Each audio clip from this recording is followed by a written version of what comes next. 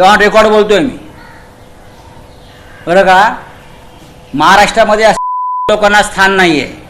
मेधा सोमय्या मानहानी प्रकरणात मोठा ट्विस्ट पाहायला मिळालाय. भाजप नेते किरीट सोमय्या यांनाच मोठा धक्का बसलाय.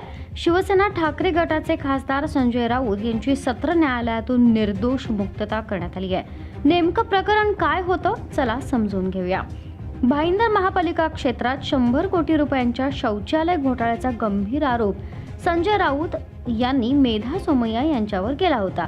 या आरोपानंतर मेधा सोमय्या यांनी मानहानीचा दावा दाखल केला. माझगाव कोर्टाने या प्रकरणात संजय राऊत यांना 15 दिवसांची कैद आणि 25,000 रुपयांचा दंड ठोठावला होता. राजकीय वर्तुळात याची मोठी चर्चा रंगली होती. मात्र इथेच कहाणीला मिळालं नवं वळण. संजय राऊत यांनी या निर्णयाला सत्र न्यायालयात आव्हान दिलं. दोन्ही बाजूंचा जोरदार युक्तिवाद झाला. अखेर आज सत्र न्यायालयानं माझगाव कोर्टाचा निर्णय रद्द करत राऊतांची निर्दोष मुक्तता केली. मेधा सोमय्या यांची मानहानी याचिका फेटाळून लावण्यात आली आहे.